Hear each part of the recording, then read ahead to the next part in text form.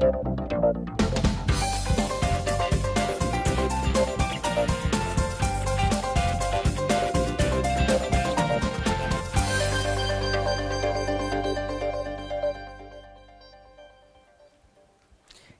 kembali lagi pemirsa di acara kesayangan kita di Hotel Your Talks.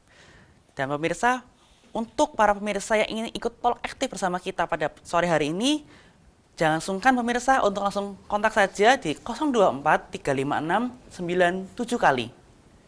Kami tunggu pemirsa supaya kita dapat berbincang bersama di sini dengan Pak Denny. Ya. Seperti yang tadi kita sudah sampaikan di awal, Pak, mengenai sebelum komersial break, Pak. Kita di marketing ini, yang pasti kan awam, Pak, saya sama Mbak Ninung ini. Kami butuh banyak sekali nih, Pak, sekiranya wacana-wacana atau informasi marketing nih, Pak, jam sekarang nih. Gimana cara kita, terutama dari Mbak Ninung SMK, untuk bisa mempromosikan nih, Pak. Kita benar-benar promosi nih jadinya nih. Latihan marketing kan otomatis kan promosi, Pak. Ya, betul. Itu ada nggak sih, Pak, tips and trick dari Mbak Ninung dulu seperti apa? Barangkali Bapak bisa ngasih masukan nih, Pak, untuk dari SMK Nusa Putra nantinya. Iya, Pak. Saya dari SMK Nusa Putra 2, sedikit promosi boleh kayak ini? Boleh, Mbak, semua boleh kok. SMK Nusa Putra 2, kita ada 3 jurusan. Ya, ada farmasi, perhotelan, dan farmasi industri. Silahkan daftar, kita opening juga untuk online. Ya, gini Pak Denny, jadi untuk dari sudut pandang SMK, bagaimana sih gitu, bagaimana cara kita untuk berkolaborasi untuk SDM-nya itu supaya siap kerja di era digital ini, terutama di marketingnya. Oke, pertanyaannya sangat menarik ya, karena untuk sekarang kita nggak sebut lagi milenial ya, di bawah milenial itu ada lagi, tahu nggak? Zilenial. Jadi zilenial itu generasi Z ya, Pak? Yes. Jadi mereka itu generasi Z. Yang mana kalau kita ngelihat milenial aja itu sekarang punya karakteristik mereka nggak mau, ibaratnya bukan nggak mau diatur ya, tapi dia pengen freedom, dia pengen bebas, dia pengen berkarya sesuai dengan expertise-nya dia.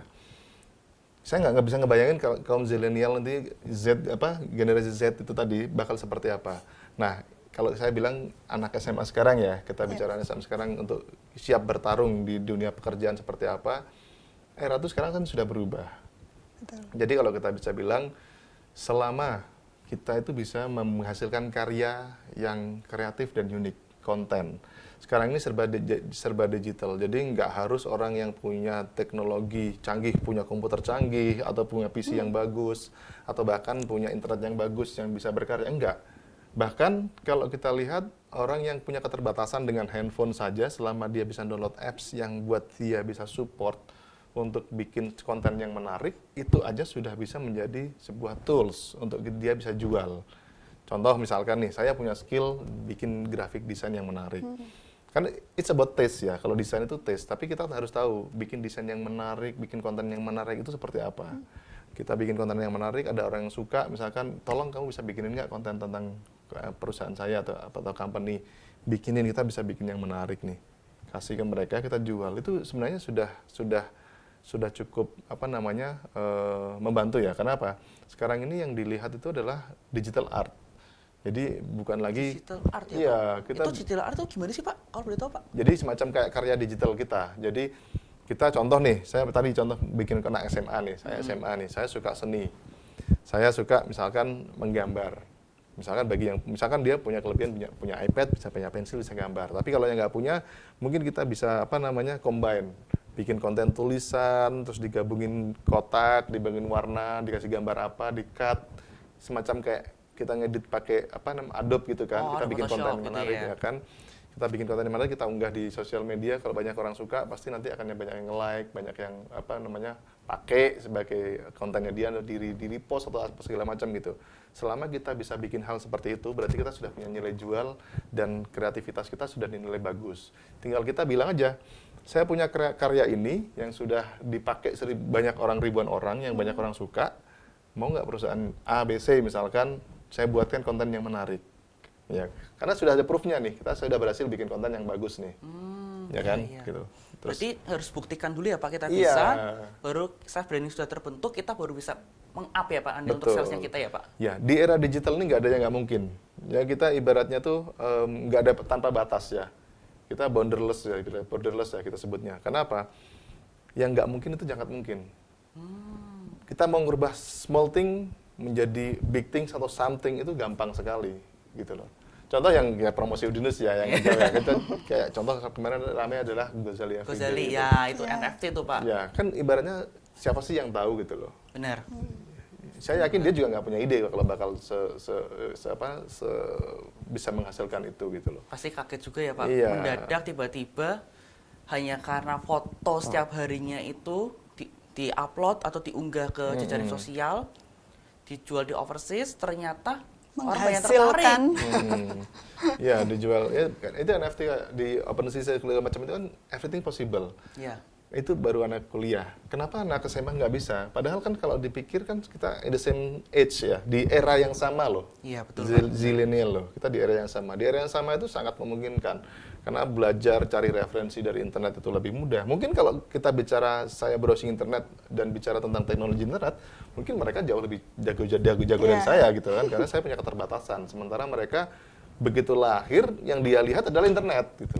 Nah, itu yang membuat nanti generasi berikutnya, apalagi anak SMA, mungkin yang sekarang masih kecil, yang masih SD gitu, saya yakin secara teknologi knowledge-nya itu akan jauh lebih kita, dan imajinasi mereka untuk membuat itu menjadi nyata itu pasti akan lebih terbuka lebar, apalagi didukung dengan beberapa research. Mungkin kalau kita tahu di sini kan banyak sekali kayak penguasa teknologi dunia kayak Elon Musk, Mark, Ya, Mark Zuckerberg. terus Jeff Bezos, segala macam ini sekarang kan lagi mengembangkan dunia nyata Metaverse yang dikombin dengan dunia Digital. digital gitu. Jadi ada, kalau kita di universe, mereka sudah berpikir tentang metaverse ya kan.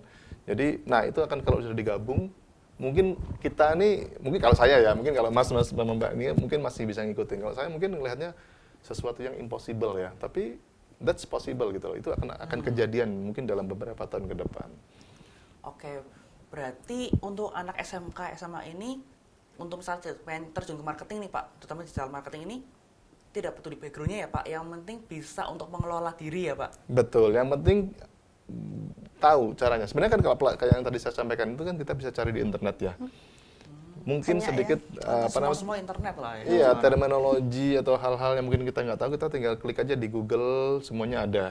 Nah, kita tinggal pelajarin di situ. Bahkan mungkin di YouTube malah kita lebih enak, ada orang ngomong jelasin gitu. Sama tutorial Iya, juga sudah ya ada Pak tutorial. biasanya? Betul. Nah, Iya. dari situ sebenarnya kalau kita nggak perlu yang namanya harus sekolah khusus atau course ataupun kejuruan gitu. Pak, ini makin seru nih, tapi maaf Pak, setelah ini akan ada jeda pariwara, jadi jangan kemana-mana, tetap di Hotel Yaro Talks.